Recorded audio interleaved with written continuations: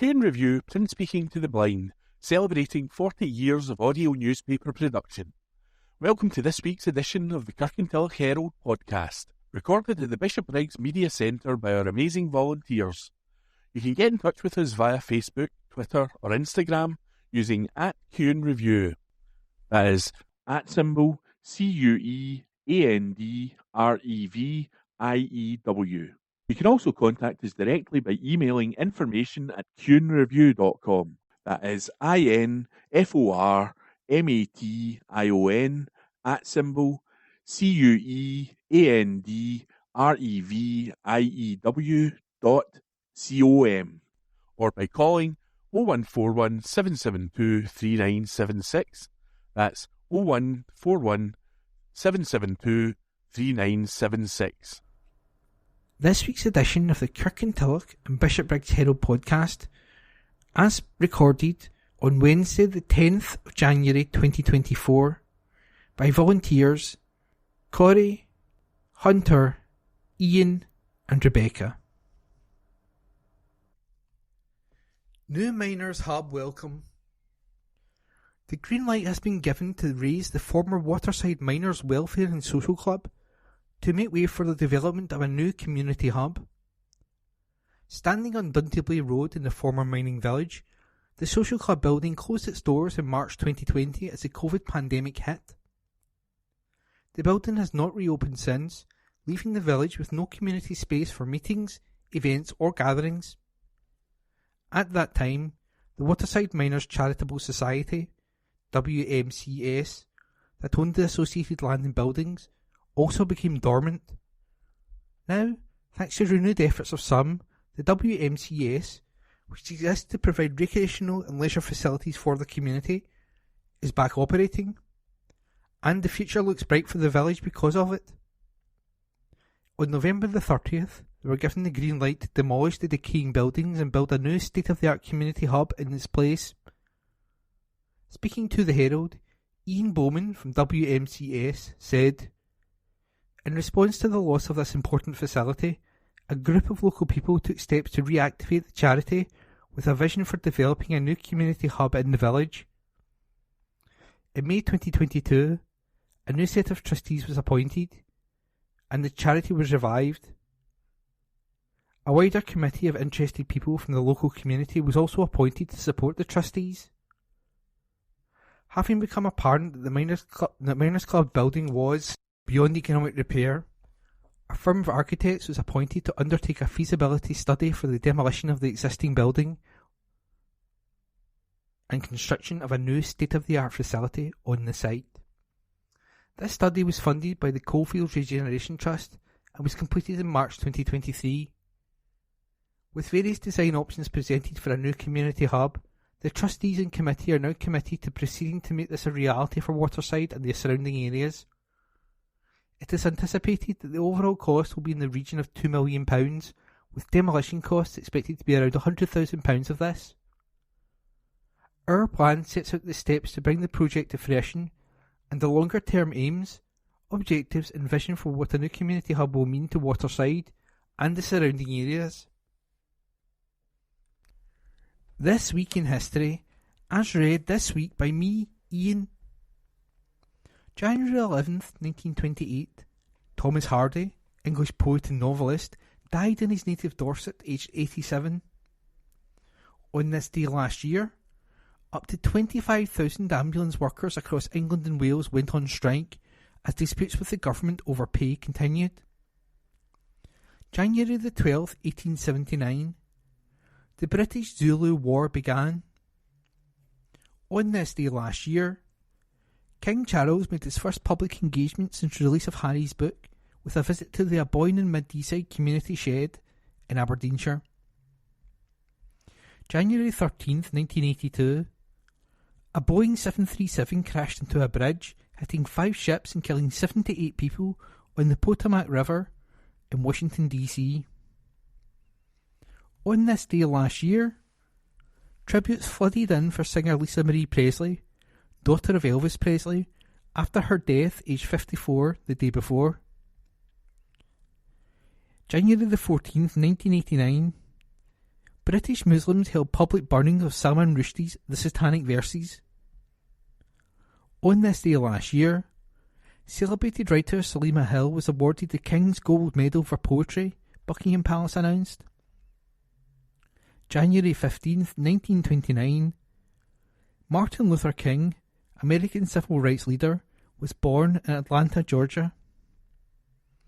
On this day last year, a Nepal plane crash left at least 68 dead in the country's deadliest aviation disaster in 3 decades. Nipped for stealing nip. A worker who stole £20,000 worth of special edition whisky marking the 60th birthday of James Bond has narrowly avoided jail. Alan Scott sold several cases of the valuable spirits before he was caught on CCTV. The 38-year-old forklift engineer admitted stealing the single malt Macallan from his workplace, GXO Logistics at Eurocentral, between October and December 2022. John Coogan, prosecuting, told Hamilton Sheriff Court that management became aware of a spate of thefts and examined CCTV in an effort to find the culprit. Scott was seen on 2 occasions to remove a case of whisky from the warehouse. He was confronted in December 2022 as he worked on a vehicle outside. Bottles of whisky were found nearby. These were not the James Bond variety. Mr. Coogan told the court. The accused then admitted to police that, in October and November, he had stolen 3 cases of Macallan Special Edition James Bond 60th Anniversary whisky. He said he got $4,000 a case when selling it to premises in Rutherglen. Scott's solicitor admitted it was a serious breach of trust. At the time, he explained, the dad of 2 had split from his partner and was facing financial difficulties. The lawyer added, he is ashamed of his behaviour. Sheriff Linda Nicholson told Scott, of Lamb Hill, Glasgow, he will be under social work supervision for 3 years as a direct alternative to prison. He must carry out 300 hours of unpaid community work and will be electronically tagged for 9 months, meaning he can't leave his home between 7 p.m. and 7 a.m. each day. Scott, who has a new job, must pay his former employer £20,000 compensation at the rate of £300 per month. Anyone with any information in relation to any crime should contact police on 101. Information can also be left anonymously via Crime Stoppers on 0800 555 111. Time to Talk Day is recorded by Hunter MacDonald. People across Eastern Bartonshire are invited to have an open conversation about mental health next month. See Me, Scotland's programme to end mental health stigma and discrimination, is urging everyone to join Time to Talk Day, TTTD, on February the 1st. The programme asks people to think about how they can start a conversation on mental health stigma, particularly in workplaces, schools, colleges, communities and with friends and family. TTTD is the UK's biggest conversation on mental health stigma, helping to break down barriers and reduce the stigma which prevents so many from asking for help when they need it. Last year there was a mix of online and in-person events and activities across the country, and See Me is hoping this year is an even bigger success. Building Society covering parking. The Bishopbriggs branch of Yorkshire Building Society, which is based at the Triangle Shopping Centre, is offering to reimburse customers parking charges for up to 2 hours when they pre-book an appointment with their team. To qualify, customers must use the council-managed car park at Kenmure Drive and produce a valid proof of parking and payment, which must show that the parking is taking place on the day of the pre-booked appointment. A maximum of £1 per customer will be reimbursed. Parking charges were reintroduced in the Kenmure Drive car park at the end of 2020, and following customer feedback, the team at the branch hope that covering the cost of parking will help customers attend appointments at the branch. Evelyn Kenny, branch manager at Yorkshire Building Society in Bishopbriggs, said, "We know that times are hard for a lot of people at the moment, so by helping with the cost of parking, we hope that people will be more likely to come into the branch and talk about how they can make the most of their finances and support other businesses in the area too. We hope to run this scheme until the end of March 2024, so if people have been putting off a trip to the branch or are overdue a financial check-up, now is the time for them to book an appointment. To book an appointment at the Bishopbriggs branch, call 0141 413 4533 or email bishopbriggs@ybs.co.uk. New Charity Hub is given parliamentary recognition. Rona Mackay has recognised the work of a new charity hub in Bishopbriggs after it hosted a glittering event that raised over £150,000 for dementia research. The Molesdale Foundation's charity hub in the former Aviva building in the town is being offered to good causes free of charge for fundraising events. The first event was a gala dinner last month in aid of legendary Scottish racing driver Sir Jackie Stewart's global charity, Race Against Dementia, RAD, which raised the phenomenal sum. The Flying Scot founded the charity following his wife Lady Helen Stewart's dementia diagnosis to fund global research into the cures for dementia. Rona, SNP MSP for Strathkelvin and Bearsden, put forward a parliamentary motion at Holyrood this month congratulating RAD on its fundraising efforts for research and commended the Molesdale Foundation, set up by local businessman David Molesdale, for its contribution to good causes. Rona told us, "It is exciting to see people create innovative ways for charities to raise money. I'm delighted the Molesdale Foundation set up its charitable hub at Bishopbriggs, and I hope many will benefit from David's approach. What a fantastic first event, raising a hugely impressive sum." David, founder of Optical Express, said, "I'm proud of the Molesdale Foundation's headquarters hosting an event to support his incredibly important cause, and I look forward to continuing to welcome charities from across Scotland and the UK to use the facilities." NHS's Home for Lunch initiative.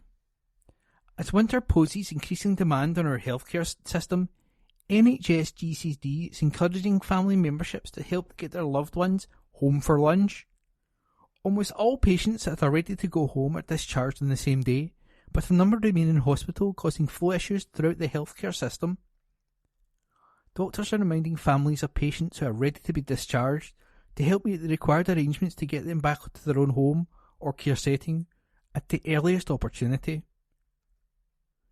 NHS Greater Glasgow and Clyde ward staff and discharge teams work in parallel to create pathways for families to ensure that, when their loved ones are healthy enough to return home, they are supported in doing so. As part of NHS Greater Glasgow and Clyde's ABC Winter campaign, the Health Board are attempting to ease pressure on our services and staff from the emergency department through to patients being discharged. Dr. Scott Davidson, Deputy Medical Director for Acute Services, said, "Winter places increasing demands on our healthcare services, and families play an important role in helping to ease these pressures. Our staff are working extremely hard to ensure we provide the best possible care for our patients, and we are looking for your help to get loved ones home at the earliest opportunity. We do not want patients spending any longer than they need to within our hospitals, and want people to be in the comfort of their own home, without the risk associated with lengthy hospital stays. I would like to thank families and members of the public who are doing their best to support our patients and staff as we continue to tackle winter pressures." Meanwhile, parents and carers have been encouraged to complete a household health check to ensure their home is prepared for the remainder of the winter season. NHS Greater Glasgow and Clyde is advising families to take note of the options of care available to them and to familiarise themselves so as to set them in good stead for any illness or injuries in the new school year. For example, many may not be aware that they can directly access emergency care via a video or phone consultation on NHS 24 on 111, which can lead to a virtual A&E appointment. Clinic helps homeless. Staff from Specsavers in Kirkintilloch spent time giving free eye tests and advice to people who are homeless at a special eye care clinic. Ryan Turner, Leslie Carey and Tess Bunning attended the Crisis at Christmas charity event, dispensing glasses and carrying out 2 healthcare interventions regarding dry eye disease and diabetic retinal screening. The special clinic is part of a nationwide initiative by Specsavers to improve access to eye care for people experiencing homelessness and other disadvantaged groups, such as those who cannot leave their home unaided. 1 in 3 people who are homeless need glasses, so the clinic offers an invaluable service to people who are experiencing eye problems despite major barriers to eye care. Dispensing optician Ryan told us, "Every day we improve people's quality of life by helping them achieve better sight and hearing. Unfortunately, for the several thousand people experiencing homelessness in the UK, it can be incredibly difficult to get access to this care, and is very much a key tenet of our founding vision to make expert care accessible to everyone, regardless of the circumstances they might find themselves in." As a charity working to end homelessness, Crisis supports thousands of people to provide education, training and help with housing, employment and health. Through its frontline service across Britain, the charity helps people find a path out of homelessness for good. Crisis Chief Matt Downey added, "People experiencing homelessness can face significant barriers when trying to access health care they need, and can go for years without having an eye test. We know half are likely to develop serious eye health conditions. Being able to connect the people we support at Christmas to vital healthcare services can make a huge difference to people's lives, and why we are incredibly grateful to be working with Specsavers to deliver much-needed eye tests and advice." Specsavers also work with Vision Care for Homeless People, The Big Issue and other homelessness services to create long-term solutions to tackle this health inequality. Read by Rebecca. New Year exhibition in focus. The focus will be on fantastic images when the Old Kirk Museum in Kirkintilloch opens the shutters on its latest show. The Scottish Photographic Circle exhibition, founded in 1907, a meeting of enthusiastic artists, is being hosted between January 13th and February the 15th. Since then, the group has gone from strength to strength, and its exhibitions at the Old Kirk are always popular. Admission is free and includes a range of stunning images from some of the country's finest amateur photographers, and subjects ranging from buildings and landscapes to nature, wildlife and people. EDLC operates the Old Kirk, and the chairman, Councillor Jim Gibbons, said, "We're delighted to welcome the SPC back to the museum. We have been fortunate enough to host its exhibitions for a number of years, and I'm sure 2024 will be another success. For more information, call 0141 777 3013 or visit edlc.co.uk. ScotRail introduced cost to charge points. Customers with electric vehicles now have better access to charging points to support their journeys thanks to ScotRail.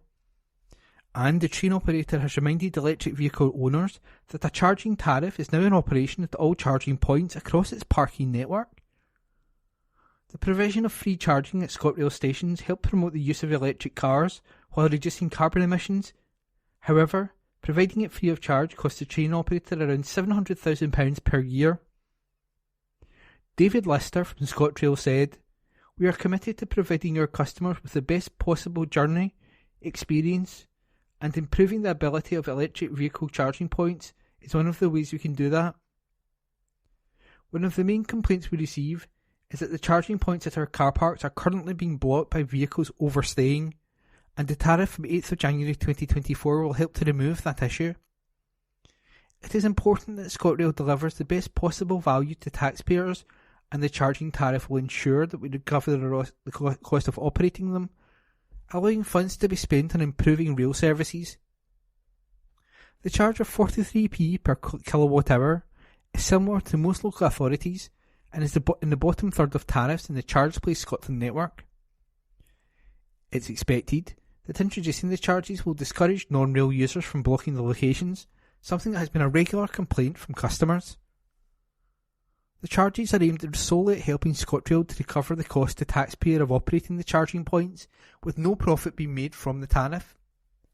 There are currently 60 locations with charging points at ScotRail stations, with 80 points providing 168 individual connections.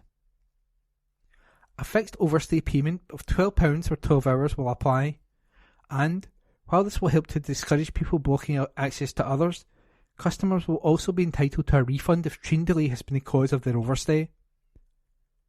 ScotRail has made impressive strides towards a decarbonisation, achieving a 12% reduction in its emissions, CO2e, since 2019-20. The provision of electric vehicle charging points support these efforts and help towards achieving Scottish Government's net zero targets. An exciting year for BID. Businesses in Kirkintilloch are looking forward to a busy 2024 as they work together to improve the town. In November, businesses voted to work collectively in a Business Improvement District, BID, to boost the town centre. That saw a ballot held with 76 valid votes, 62 of which 81.58% were in favour of collaborative working. Eastern Bartonshire's Chief Executive, Jerry Cornish, announced the formulation of the BID with a goal to enhance the town centre by providing a dedicated voice for local business issues and a programme of initiatives and events. Supported by EDC, this, as an operational, not-for-profit limited liability company, aimed at making Kirkintilloch a destination for more day, evening and weekend events. The town's first event was a Christmas festival at Barleybank Square in late November, and at the start of the new year, organisers are hopeful of a busy 2024 with a new website, www.kirkintilloch.org, now in operation. Co-chairman of the group, Jim Hopkins, told us, "I'm absolutely delighted businesses voted in favour of the BID. By getting involved, we can work together to increase footfall, stimulate investment, enhance the reputation of our town centre and provide a strong, unified voice." The purpose of the Kirkintilloch BID is to support our local businesses, increase town centre trade and improve our business environment. It is hoped efforts will see greater promotion of the town centre for shopping, services and leisure, provide an enhanced digital presence for local businesses and the community, improve the quality of the public realm, reduce vacant units and breathe life into stalled spaces, further promote the local history and heritage and encourage partnership working with community groups, public sector organisations, etc. Members of EDC's Place, Neighbourhood and Corporate Assessment Committee, PNCA, approved the BID business plan last October, and the Council will provide a voluntary contribution of £200,000 over the 5-year term of the BID.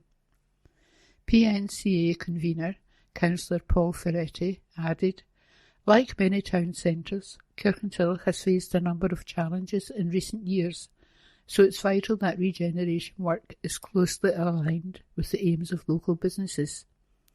The BID gives local traders, hospitality venues and services a collective voice.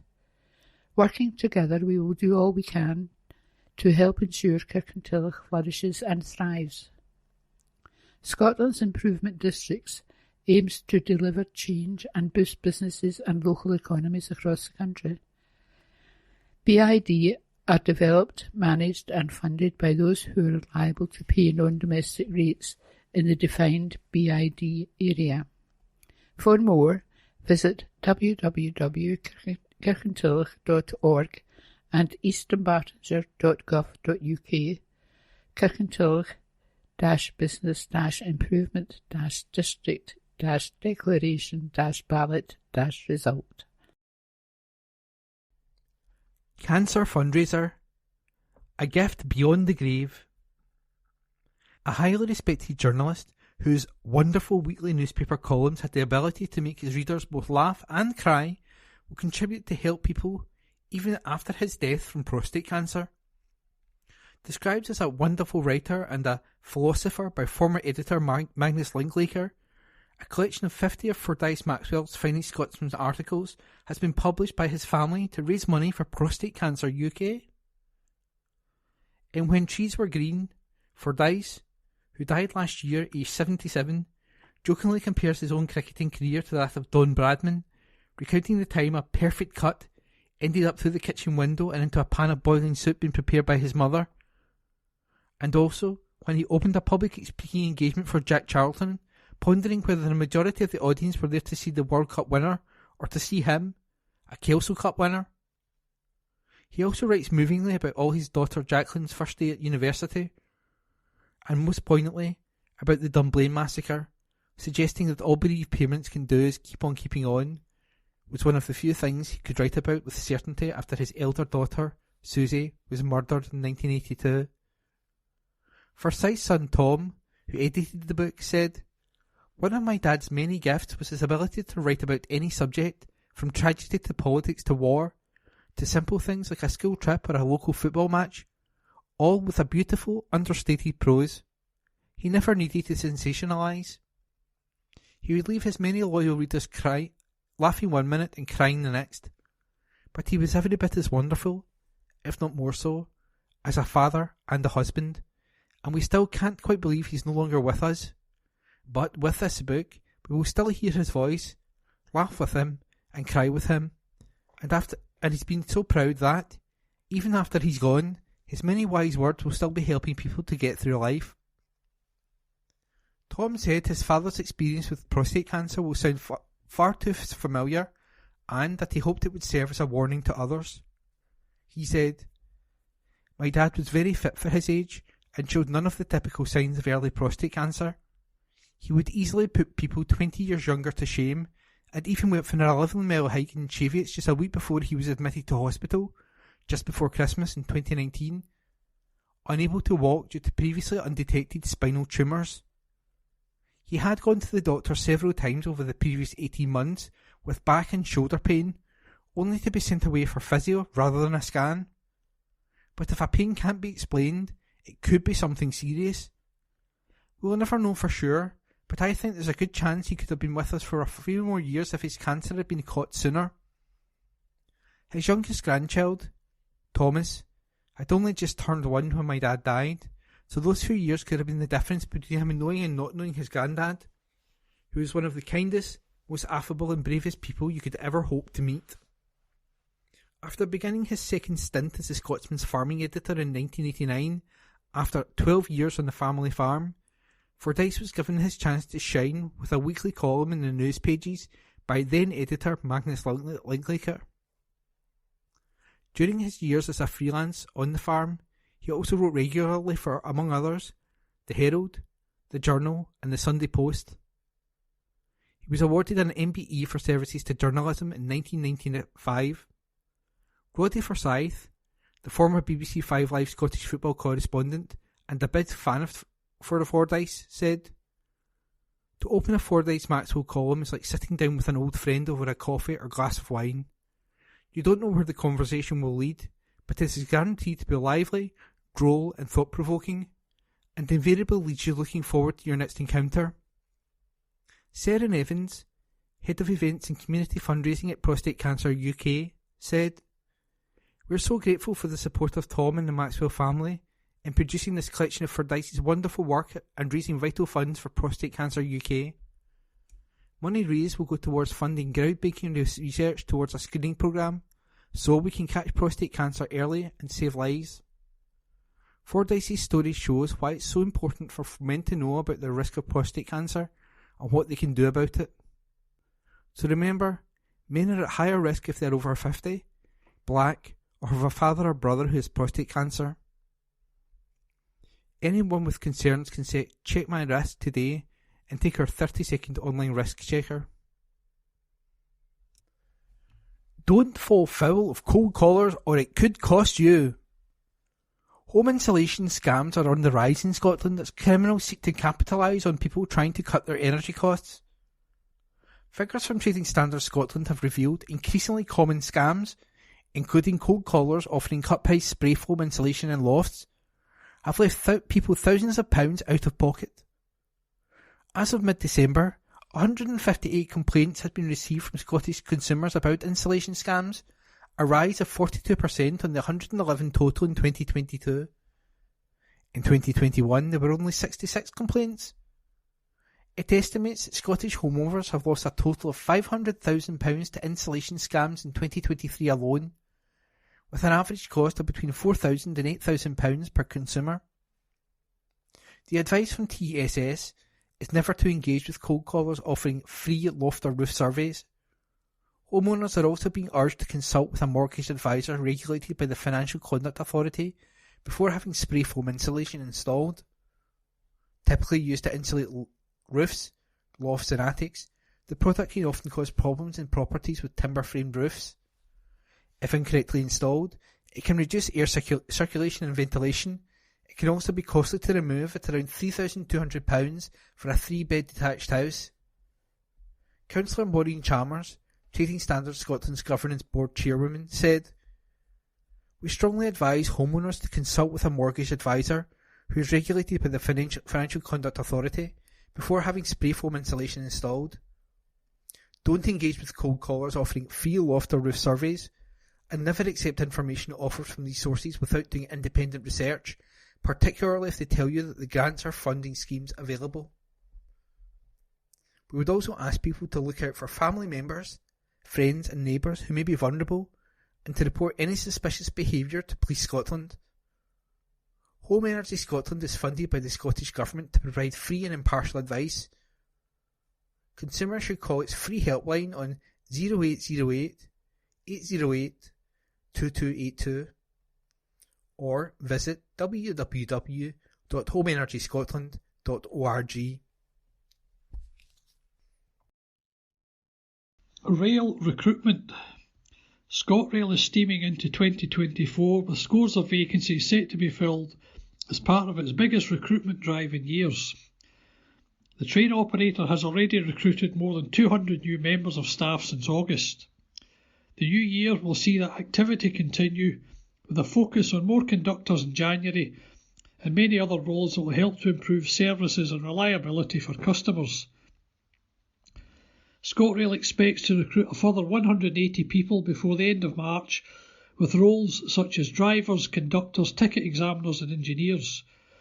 Julie Dale, ScotRail HR Director, said, "This is a very exciting time for ScotRail and we're looking forward to building on a fantastic few months of recruitment by filling even more roles in the new year." Further information on job opportunities can be found on the website at www.scotrail.co.uk/careers. Make the call. It could keep your family safe. Scotland's firefighters are struggling to reach those most at risk of fires at home. The Scottish Fire and Rescue Service is appealing to communities across the country to help it reach the most isolated and vulnerable. Its Make the Call campaign is tasking families, friends and carers to make a 10-minute phone call to book a free home fire safety visit to help save a life. Sadly, 42 people in Scotland have died in the last 12 months because of fire, with more than half of them over the age of 50. Intelligence gathered from fire investigations have shown that people over the age of 50 who smoke and either have mobility issues, live alone or use medical oxygen are more likely to be injured or killed by a fire in the home. However, communities can put firefighters and SFRS specialists in touch with anyone they think is vulnerable by making a 10-minute phone call, sending a text, or filling out an online form. Deputy Assistant Chief Officer Ian MacLeod said, "Far too often when we attend fires, we know they could have been prevented. If we had known about someone's living situation and how vulnerable they were, we could have acted. We do not know who is vulnerable, where they are, or how to contact them. We need help. That's why we are urging members of the public, families and carers to make a call on behalf of someone they know if they think they may be at risk or vulnerable to fire in the home. Once a call, text or online form is received, the service will arrange for someone to receive a visit from a trained SFRS staff from the local station. During the visit, staff will identify key fire risks, offer solutions and assistance, and where necessary can also install smoke detectors for those who need it most. DSCO MacLeod added that one phone call could ultimately save a life or keep someone from harm. It costs nothing, and we can arrange for our teams to minimise the risk in someone's home. If you are a family member or carer, you can refer someone directly. If you are a neighbour or a friend, you must secure the person's consent. Book a free home fire safety visit at www.firescotland.gov.uk or call 0800 0731 999 or text FIRE to 8800.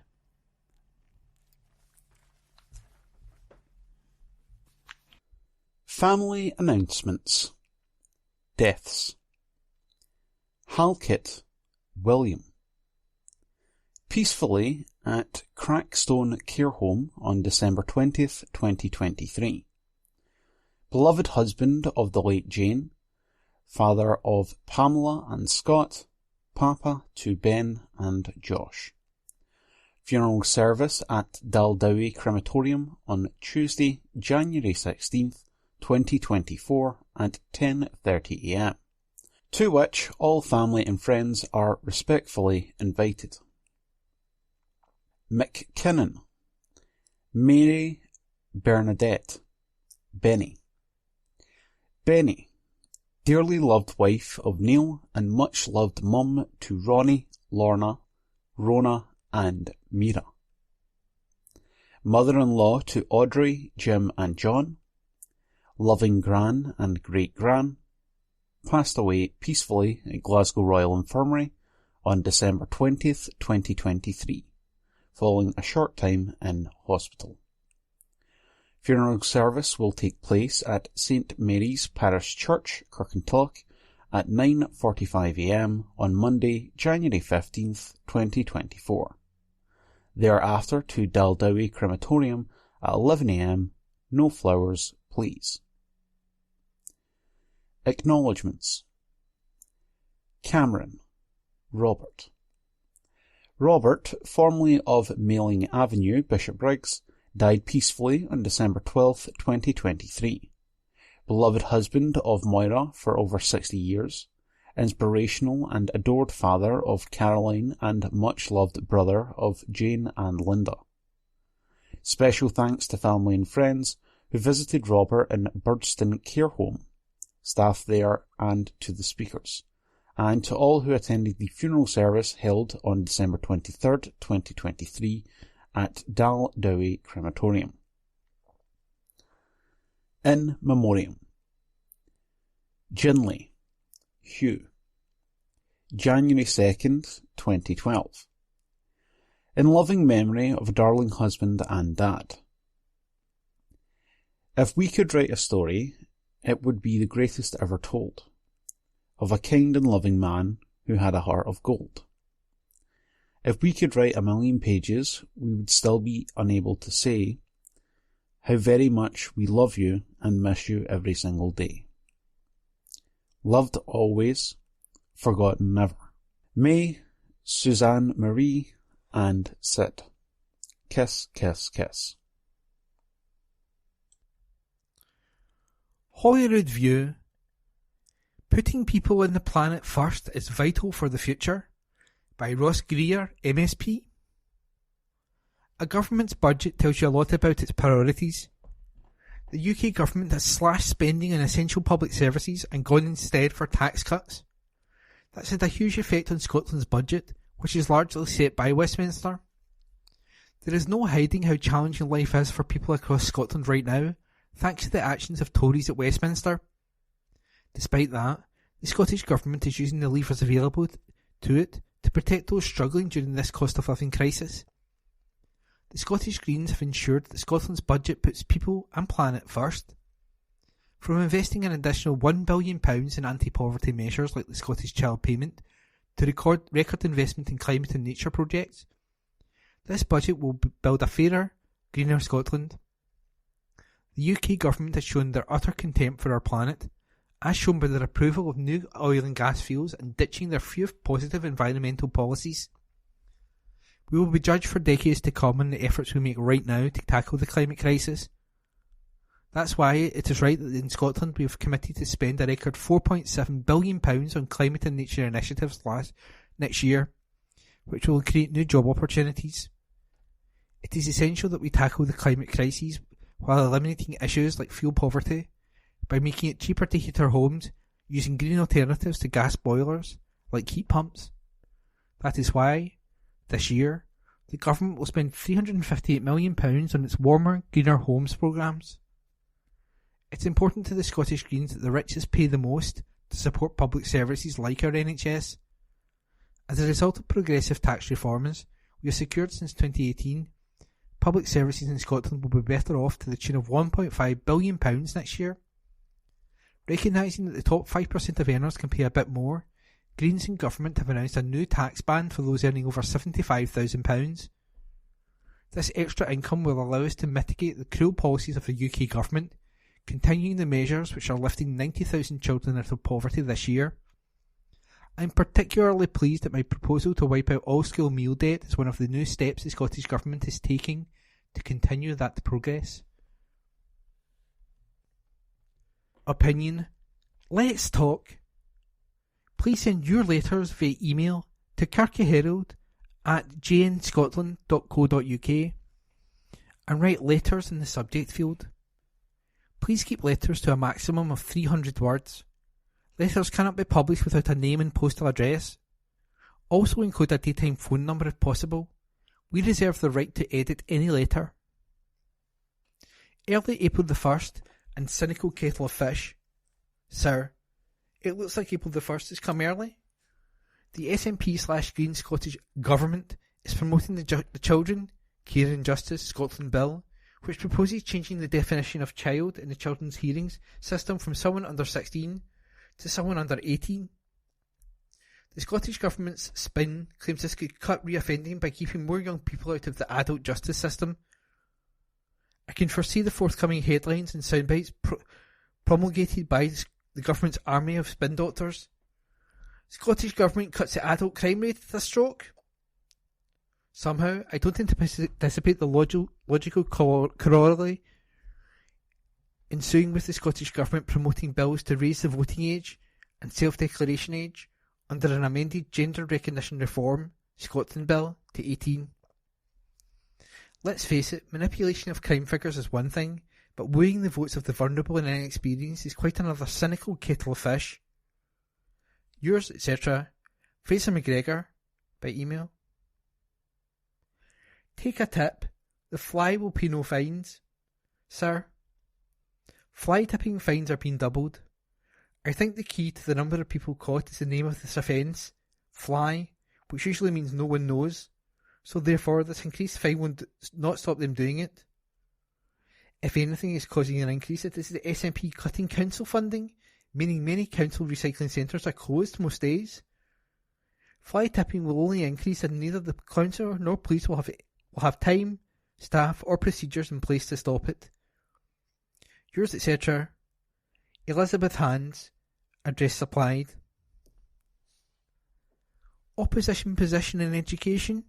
Sir, in all the fine words and condemnation emanating from the Scottish opposition parties about Scotland's education slide down the pan, you have to look very hard to find anything on their websites, press releases or Holyrood speeches about what they would actually do to fix the problems. I looked at the Labour and Tory web pages. A load of blah about restoring standards, personalised tuition, etc. And, in the case of the Tories, 3,000 more teachers. From where? Oh, and how terrible the SNP Greens have been. The opposition parties have had 16 years to work out what should be done and how to win an election.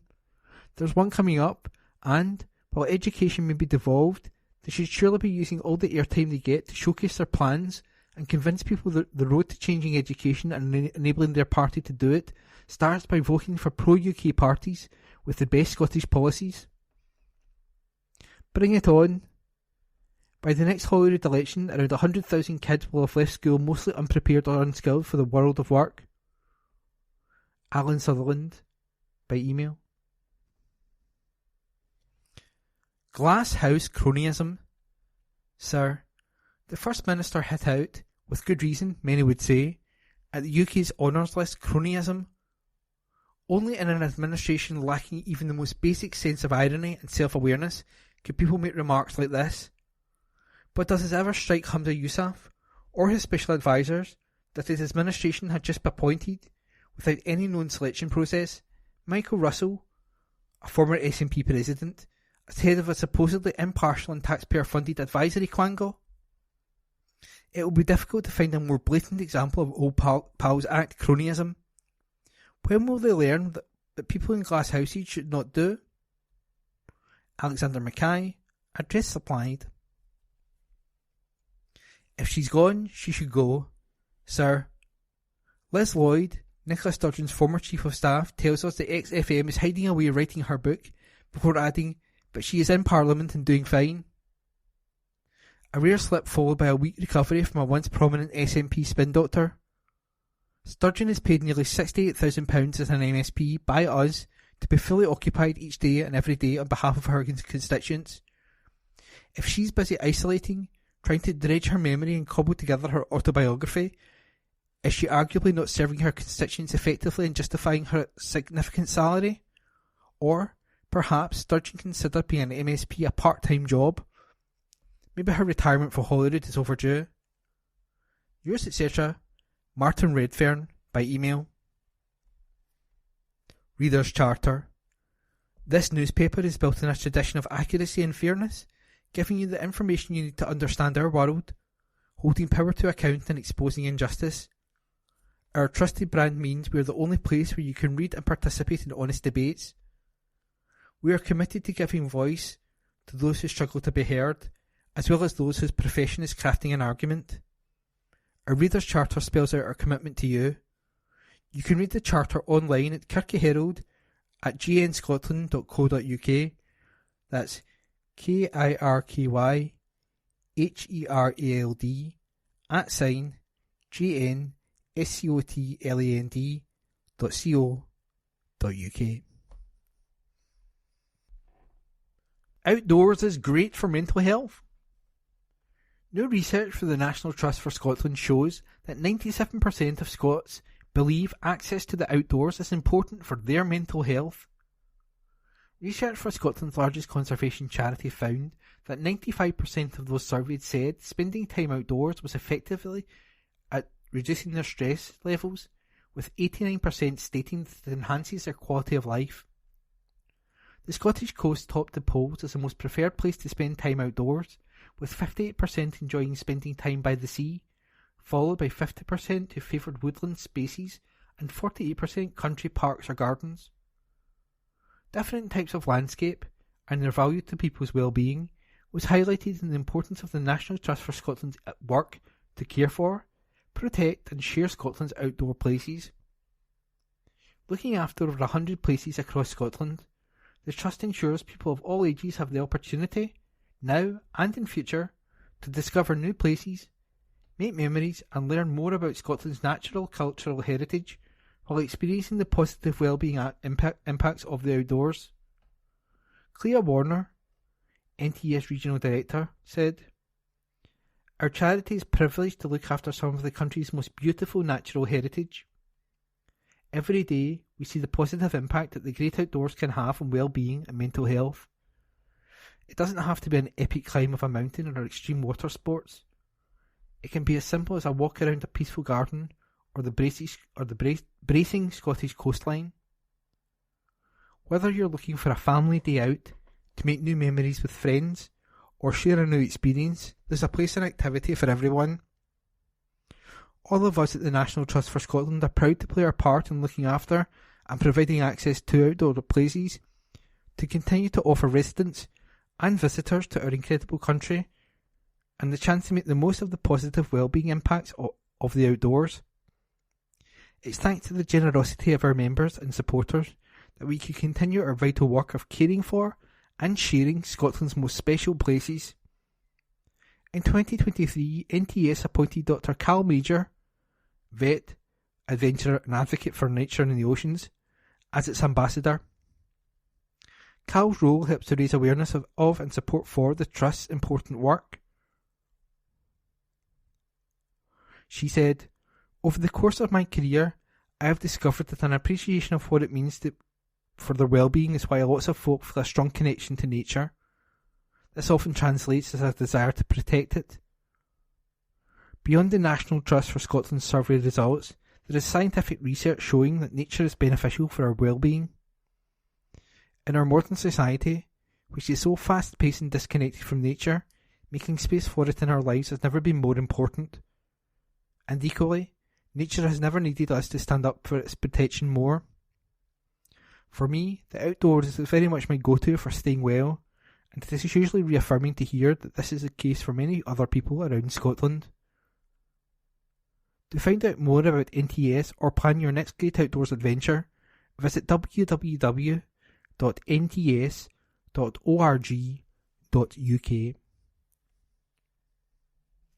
National insurance tax cut this month. 27 million people across the UK will benefit from a yearly tax cut worth hundreds of pounds, meaning a household with 2 average earners will save nearly £1,000 per year. The main rate of national insurance was cut by 2 pence from 12% to 10% on Saturday, January the 6th. This reduces national insurance by more than 15%, saving £450 this year for the average salaried worker on £35,400. Millions of people working in different jobs across hundreds of industries will be better off. An average full-time nurse will save £520, a typical junior doctor £750, and an average teacher £630. In the past year, inflation has halved. The economy has recovered more quickly from the pandemic than first thought, and debt is on track to fall. Prime Minister Rishi Sunak said, "We have made tough decisions on the economy, supporting people through global shocks such as the pandemic and Putin's illegal invasion of Ukraine. It is because of the tough decisions this government has taken that today we are able to cut taxes for 27 million people across the UK. The tax cuts will directly reward hard-working people, putting £450 back in the pocket of the average worker and helping them make ends meet. HMRC has launched an online tool to help people understand how much they could save in national insurance this year. It's available now at www.tax.gov.uk/estimate-Jan-NIC-changes. The tool will use salary information to give employees personalised estimates of how much they could save. More than 300 SAS staff were abused. More than 300 Scottish Ambulance Service staff were physically or verbally abused in the past year, according to latest statistics. The figures show that 328 staff suffered abuse, attacks with weapons and death threats last year, with ambulance staff having to deal with incidents of abuse almost every day. Of these 320 incidents, an increase of 51 over the previous year, 21 staff were threatened with either a knife or bottle, while 140 were either punched, kicked or spat on. There were also 124 incidents in the last 12 months of verbal abuse towards staff. Michael Dixon, Chief Executive of the Scottish Ambulance Service, said, "We strongly condemn violence against our staff. They have the right to carry out their work helping patients and saving lives without fear of assault or abuse. Our staff are having to deal with incidents nearly every single day, and that is totally unacceptable.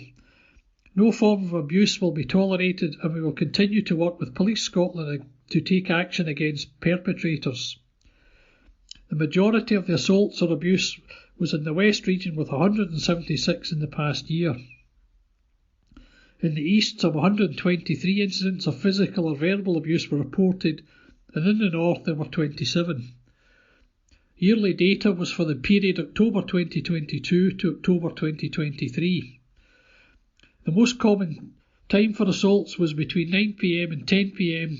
The time with the least was 5 a.m. to 6 a.m. The most common days for physical assaults was probably, not surprisingly, Friday, Saturday and Sunday, with August the worst month. Heating help is just a click away. With many in the agricultural industry affected by high energy costs, a charity working in the field has seen a 55% rise in applicants for its Help for Heating grants.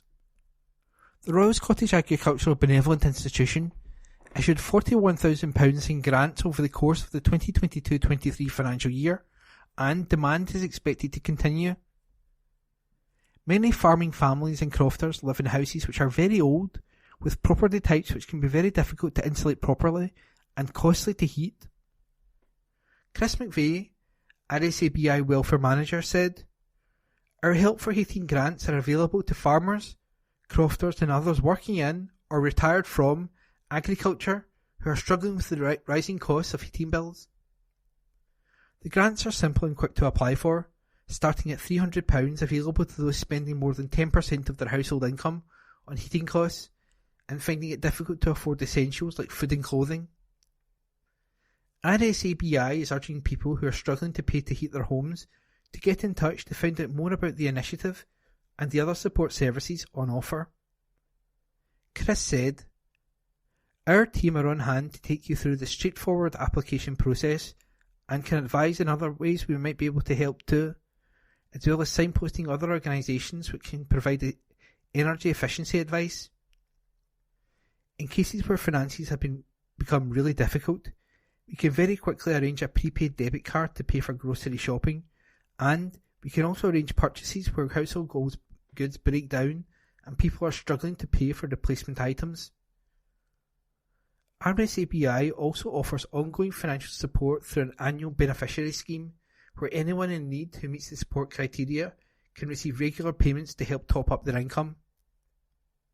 Chris added, "We know there may be many households who are managing, but now, with the cost of living impact, fixed-term energy contracts ending, and increased home energy and input costs, the financial pressure is growing. To find out more, visit www.rsabi.org.uk or call the free phone helpline on 0808 1234 555, available 24 hours a day, 7 days a week. Declutter and donate goods to charity. The British Heart Foundation is calling for Scots to kickstart their 2024 by having a declutter and donating any unwanted Christmas gifts. Whether it's a jumper that doesn't fit, a game you won't play, or a book you already have, the BHF will welcome any generous donations which can be resold to fund life-saving research.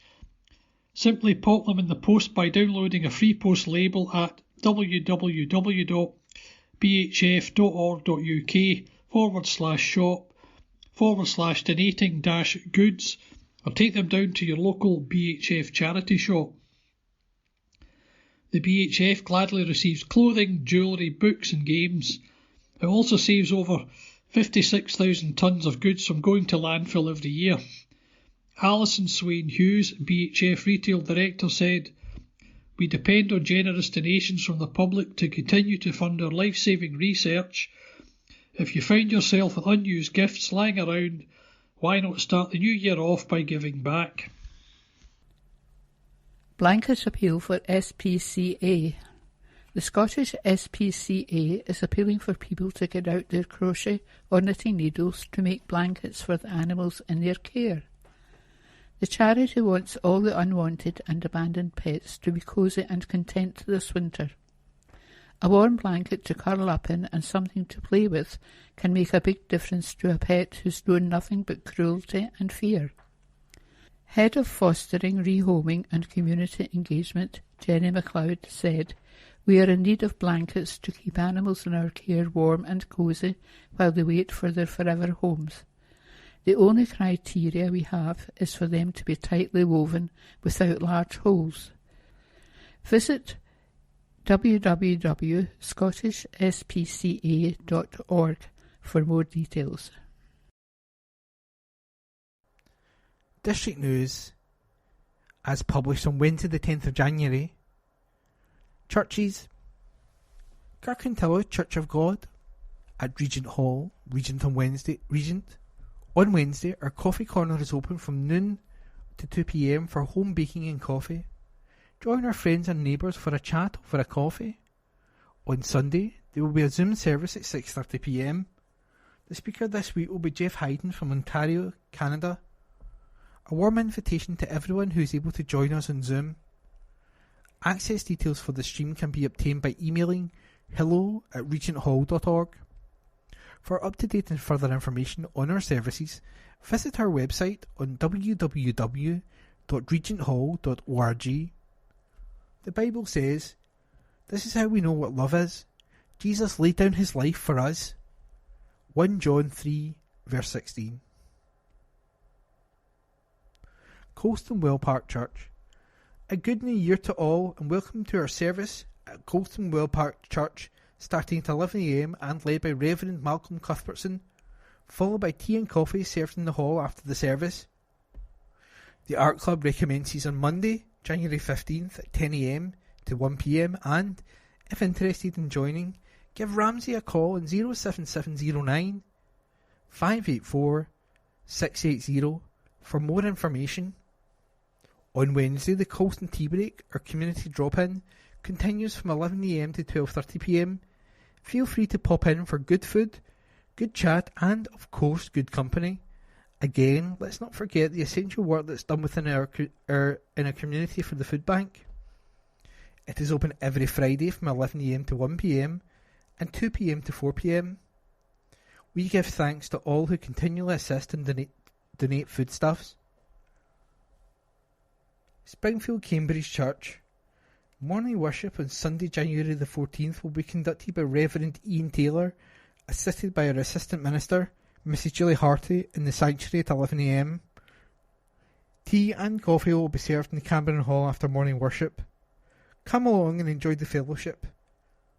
No collection is taken during the service, so donations can be made by placing them in the offering plates in the Hall of Fellowship as you enter or leave the building. Morning worship is also being live streamed on the Springfield Cambridge Church YouTube channel. A link to this can be found on the Springfield Cambridge Church website, www.springfieldcambridge.org.uk, and Facebook page, where up-to-date information about events and church organisations can also be found. There will be a vestry hour on Wednesday, January the 10th from 10 a.m. to 11 a.m. for anyone who would like to speak with the minister.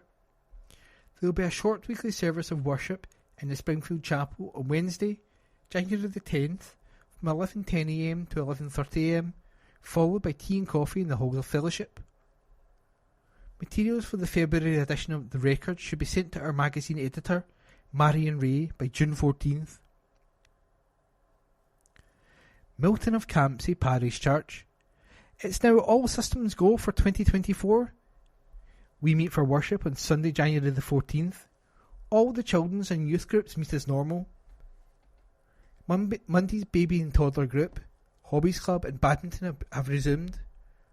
Tuesday Cafe Connect resumes today. On Wednesday, January the 10th at 7 p.m, we meet for a time to pray in the Eric Liddell. Come when you can, leave when you must. Also on that evening, the fellowship meets at 7:30 p.m. for a talk from the fire and rescue team. On Friday, January the 12th, The BB Anchor and Junior sections restart at 6:15 p.m. St Mary's Parish Church. The service on Sunday, January the 14th will begin at 11 a.m. and be taken by the Reverend Dr. Ruth Morrison. There will be age-appropriate activities for the young church in the halls. The craft group meets on Monday, January the 15th at 2 p.m. to discuss their activities in the coming weeks. Wednesday welcome will also take place on Wednesday, January the 10th, when tea, coffee and home baking will be available between 10 a.m. and 11:30 a.m. This is followed by a short service at 11:30 a.m. St James Church, Hilton Road, Bishopbriggs. Rector Reverend Canon Paul Watson, 0141 230 4080. There is a communion service in the chapel on Thursday, January 11th at 11 a.m. and on Sunday, January the 14th at 9 a.m. The 10:30 a.m. communion service with hymns on Sunday is in the church. Everyone is welcome to come along to any of these services. Do stay on for tea and coffee and fellowship afterwards. On Tuesday, January the 16th at 1 p.m, there is a Tuesday club lunch with a talk. Do feel free to come along. £3 donation at the door. You will be most welcome to join us. Date for your diary: Thursday, January the 18th, The Cost of Living Matters, an event hosted by Bishopbriggs Churches Together. An evening to face our serious common challenges and come together in prayer and worship. There are also other virtual services and groups. For up-to-date and further information, refer to our social media: Facebook, St James the Less Bishopbriggs. Website: www.stjamesbishopbriggs.org.uk. Lenzie Union Parish Church. Sunday worship is at 11 a.m, led by Reverend Dan Carmichael. There is tea and coffee in the new hall after the service. Young people are also welcome to Lighthouse and Bible class. A live stream of the service is available on YouTube via our website. The meeting place opens for tea and coffee and home baking every Wednesday 10 a.m. to noon in the new hall. Everyone, from the very young to the young at heart, is welcome to attend. We also have a good selection of greetings cards and second-hand books for sale. Silver Movers dance exercise takes place at 1:30 p.m. to 2:30 p.m. in the Old Hall on the first and third Monday of each month. Come and dance, relax and enjoy. Contact Claire on 074212 5722. The coffee pot is open on Fridays 10 a.m. to noon in the new hall for teas, coffee and chat. Messy Church, an hour of fun, games and craft for families, is on Saturday, January the 13th from 4 p.m. to 5 p.m. in the new hall. Kenmure Parish Church. Following the Christmas and New Year break, our organisations are starting to get back up and running again. This week, toddlers 10 a.m. to 11:30 a.m. On Wednesdays, an adult Bible class at 7:15 p.m. to 9 p.m. on Thursday. Sunday morning worship starts, as usual, at 11 a.m. You are welcome to join us both in church and on our YouTube channel. The service on YouTube can be watched live, it is streamed, or later at a time that suits you. You can find our channel by simply searching for Kenmure Bishopbriggs on YouTube. Teas and coffees and a time of fellowship follows the end of the church service. Details of all of our groups that are currently running may be found on our website, kenmure-church.co.uk. To find us on Facebook, just search for Kenmure Parish Church. If you would like to join our WhatsApp group or receive the Bible studies from ABC, then email us at kenmurechurch@icloud.com. Lenzie Old Parish Church. Sunday worship begins in the church at 11 a.m. A creche is available for children under 3. The Quilt and Craft Group meet every Wednesday 10 a.m. to noon in the session room. Time out starts back on Monday, January 15th at 7:45 p.m. in the church hall with a gift exchange. Thursday afternoon club is on Thursday, January the 18th at 2 p.m. to 4 p.m. Enjoy tea and coffee and home baking, followed by a game of Scrabble, Dominoes, Rummikub or Uno. If preferred, you can sit back and chat and or do your knitting. There are books for sale and any donations go to Women's Aid. Scottish Country Dancing is on every Thursday 7:15pm to 9:30pm. Come along for fun, fitness and friendship. You'll be made very welcome. Cadder Parish Church, beside the canal. For full details, please see our website www.cadderchurch.org. We look forward to welcoming you this coming Sunday to our morning service. The service will be led by Probationer Minister Chris Gordon and Javier Jose Usendo Malo, MMUS.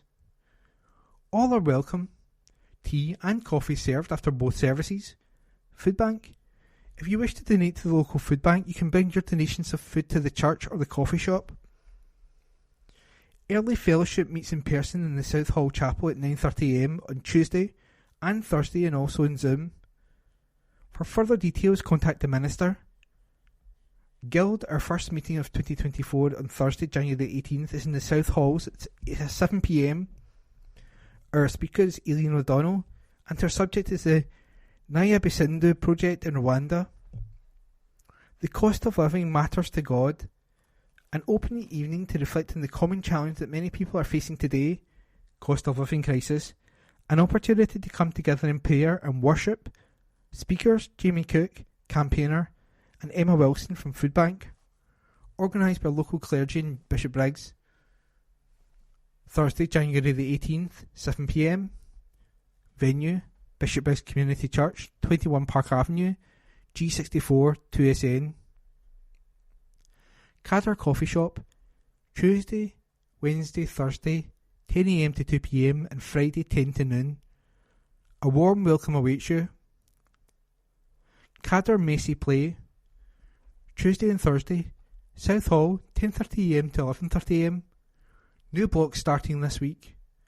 212 BB Quiz Night, Friday, February the 9th, maximum of 6 people. Donation at the door. Half-time buffet. 92nd Glasgow Company.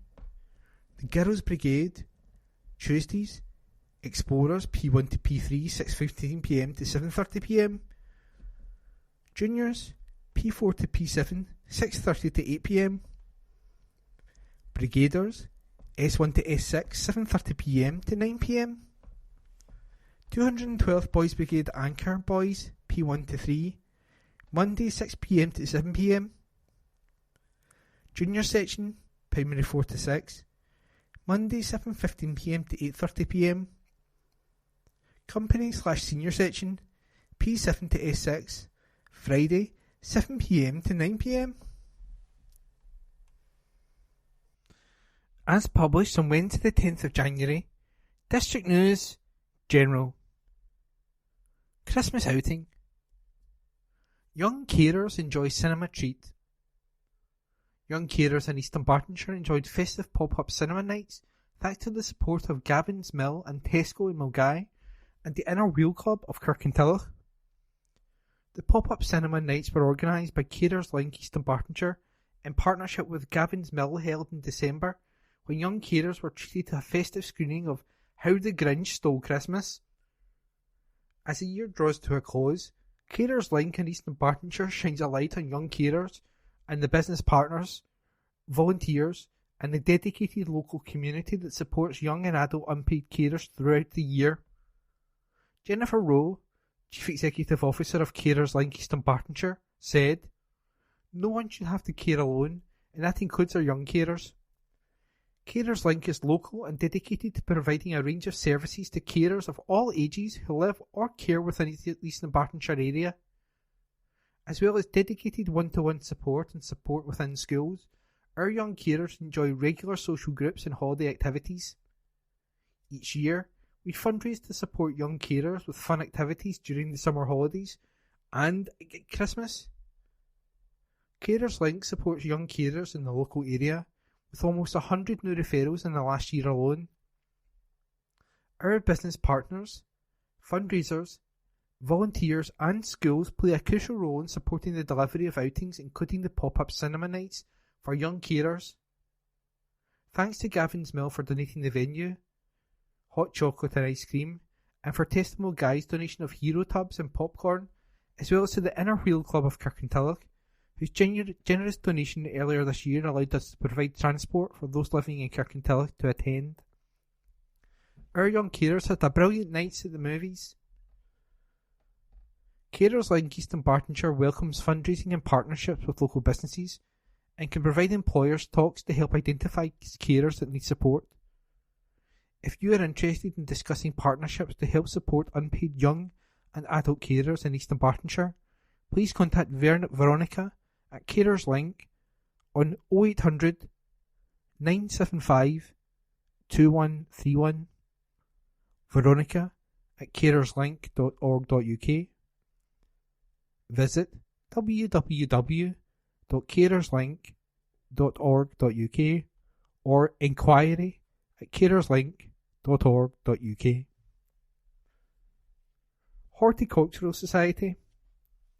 There was a good turnout of members when the Kirkintilloch Horticultural Society held their Christmas social evening in December. We took part in a fun but quite taxing Christmas-themed quiz, enjoyed mulled wine and festive fare, then left bearing gifts from Secret Santa. Our next meeting will be on Thursday, January the 18th, from 7:30pm to 9:30pm in Enterprise House, where Andrew Lothian will be giving a practical demonstration and information on growing plants. Potential new members will be made welcome on the night, or, alternatively, can find out more about the Society by calling Paul Malcolm on 0141 578 1520 or visiting her website www.kirkintillochhorty.org.uk. Spice Girls stamps released. Royal Mail announced it is issuing a set of 15 stamps on January the 11th to celebrate one of the most successful pop groups of all time, the Spice Girls. With more than 100 million global record sales across 3 decades and 9 UK number 1 singles, they are one of the most successful British bands in music history.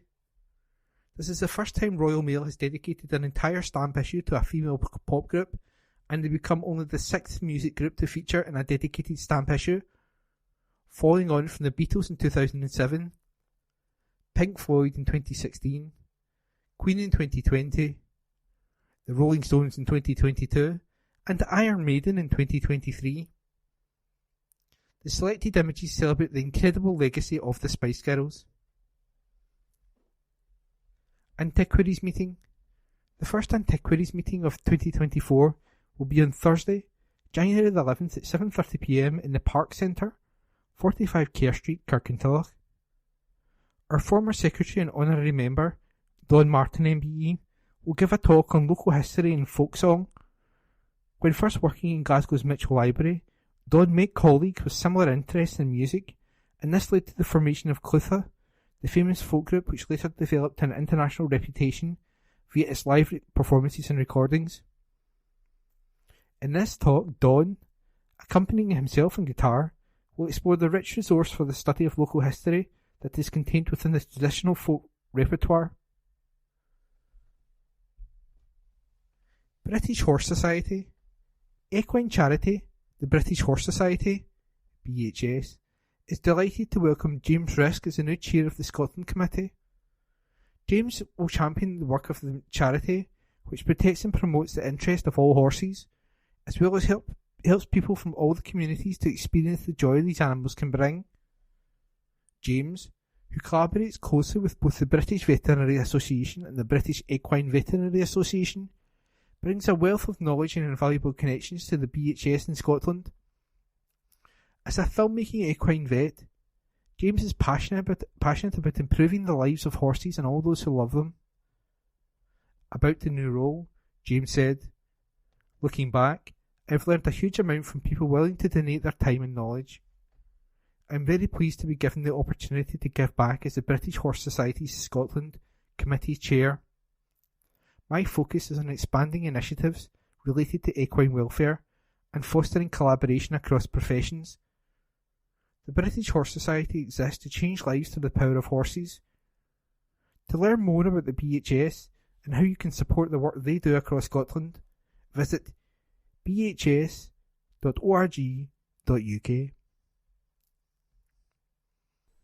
Rob Roy begging to come home. An article written by Brian Yule and read by me, Corey. Kirkintilloch Rob Roy's Director of Operations, Kevin McGoldrick, insists the club will do whatever it takes to play football in the town once again. This year will mark a decade since Adamsley Park was sold for housing, with Rob Roy having ground shared with Cumbernauld United ever since. McGoldrick recently stepped down as manager to take up his new role and says the club have to return to Kirkintilloch to progress their plans for the future. He said, "When I took on the manager's job just over a year ago, I knew it would always likely be a short-term thing. So when I was asked to look at forming an academy, given I work like everyone else, I knew I couldn't do everything. I was happy to hand the reins over to Danny Ferry. Initially it was just on a temporary basis, but I have no doubt he'll do a great job for a long time to come. The main problem now with setting up an academy is we have nowhere for the kids to play, so everything is rather in limbo at the present time. We are still hoping to build up a strong partnership with Eastern Bartonshire Council in order to use the new Kirkintilloch Community Sports Complex. It may be a similar situation to Peters Hill Park in Springburn, which several teams call home every weekend, including at Peters Hill, Glasgow City and Rossvale Women. That has proved such a model can work, and we're more than happy to do whatever the council needs us to do to secure using the new facility. We will be able to provide numerous lets to ensure the stadium is used often and will share with whomever we have to. The club has been away from its hometown for so long and really needs to be playing within its own community. After 10 years, we are desperate to return. I am sure crowds would get a real boost, and so would the future of the club." That article was written by Brian Yule and read by me, Corey. Lindsay kids were on the ball at Soccer World. An article unattributed, but being read by me, Corey. Lindsay After School Club played its Mentors Festival at Soccer World, sponsored by Arnold Clark. The 6 teams of 6 came from the local Lindsay primary schools, with each having a mentor in the form of a pupil from Lindsay Academy.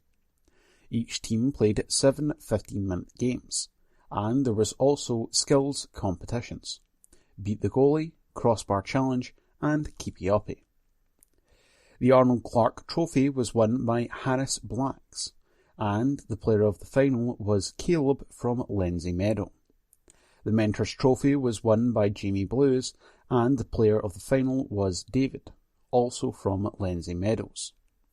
Ian Stevenson, who organised the event, said, "A big thank you to Lindsay Academy pupils Harry, Jamie, Jack, Christopher, Josh and Ewan, the mentors who ran the competition, and to our sponsor Arnold Clark Motors of Lindsay. It was a great day of football skills, hard work and a good sporting attitude from the pupils who took part." That article was unattributed, but it was read by me, Corey. Stark has unfinished business at Tigers. An article written by Phil Lanning and read by me, Corey. Paul Stark admits he has unfinished business after rejoining Glasgow Tigers for the 2024 season. The 33-year-old was previously at Ashfield for the 2018 and 2019 seasons, but missed half of the latter due to suffering a double broken wrist. Now, after becoming the team's 5th signing in the close season, Stark is returning with a huge desire to help the club retain the Championship League title. Stark, who rode for Plymouth Gladiators last season, said, "Glasgow is a great club, and it was a huge blow for me personally to be injured in 2019. I had a good previous year, but we wanted to win the league. In the end, they lost the final in 2019. I believe I could have helped them win it, so I've definitely got unfinished business. I want to win the title with them for sure. It's been a bit of a roller coaster for me since then. We had the pandemic and I've not found the form I wanted to since. But to rejoin the Tigers and that hunger for success is just what I need. I know what I am capable of, and so do the management at Glasgow. It's always been a huge club. I love the fans and atmosphere at Ashfield, and I can't wait to be back up there in March. Tigers team boss Cammy Brown is delighted to bring the rider nicknamed Iron Man back to Ashfield. He added, "It was a huge blow to lose Paul during the 2019 season. In my mind, it ended up costing us the league title. Paul is a brilliant engine room performer, and I know he will play a really strong role for us." That article was written by Phil Lanning and read by me, Corey. City scored double figures to progress. An article written by Brian Newell and read by me, Corey. Lisa Forrest scored her first hat-trick for Glasgow City as they went through to the fourth round of the Scottish Cup following a 10-0 win over Rossville on Sunday. Rossville were drawn as the home side, but both sides played at Petershill Park. The championship leaders had no real advantage over their reigning SWPL1 champions. It took just 2 minutes for City to take the lead as Forrest scored from close range. They would then double and treble their lead in the 16th minute, as first club captain Jo Love, making her first start since October of 2021, found the net, and then almost immediately Forrest did likewise. Corey Sullivan blasted home on 29 minutes to make it 4-0, and 2 minutes later Forrest took advantage of a mistake in the Rossville defence to complete her hat-trick. Lauren Davidson then scored twice from the spot on the 38th and 41st minutes, as City led 7-0 at the break. Sullivan grabbed her brace of 53 minutes and then 6 minutes later set up fellow American Ailey Gambone. The scoring was completed by Kinga Kozak on 73 minutes as City reached double figures to cruise into the next round. Forrest told the club's media team, "It was a good start to the year, scoring a lot of goals and obviously keeping the clean sheet. I'm delighted to have scored my first hat-trick for Glasgow City, but overall just happy to help the team and contribute." It is back to league action for City on Saturday as they host Spartans. A number of fixtures in the WOS League were able to escape the big freeze this weekend. Results. Premier Division. Cumnock Juniors 1-1 to Kirkintilloch Rob Roy. First Division, Ashfield 1-1 to Cambuslang Rangers. Petershill 2-1 to Renfrew. Second Division, Caledonian Locomotives 1-0 to St Anthony's. Fourth Division, Rossville 1-0 to New Mearns United. Fixtures. First Division. Mabel Juniors versus Ashfield. Petershill versus Rutherglen Glencairn. Second Division. Craigmark Burtonians versus Glasgow Pershore. Cumbernauld United versus Caledonian Locomotive.